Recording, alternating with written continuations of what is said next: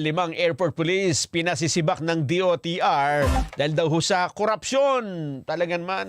Bakit? Ano ang nangyari? Erlo Bringas, magbabalita. Erlo, magandang umaga. Magandang umaga, Kuya Nelson. Pinasisibak nga ng pamunuan ng Department of Transportation itong 5 airport police kasunod niya ng reklamo ng labis na paniningil ng pamasahe ng taxi driver mula sa NAIA o Ninoy Aquino International Airport.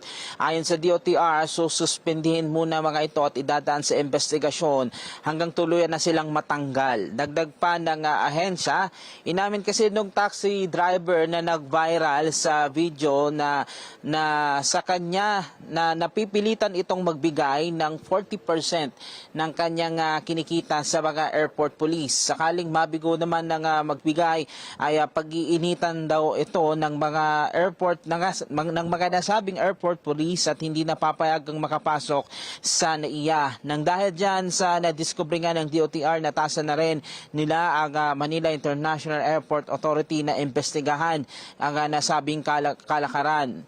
Sa batala, Kuya Nelson, ay patuloy naman ang paggagawin pang investigasyon ng Department of Transportation kaugnay nga ng mga ganitong kalakaran sa NAIA. Kanilang sisiyasatin din kung meron pang kaparehong insidente na hindi pa na didiscover hanggang sa ngayon upang sa ganun ay hindi nga maging kawawa yung ating mga pasahero na sumasakay diyan sa bahagi ng NAIA Terminal 1 at iba pang terminal sa NAIA.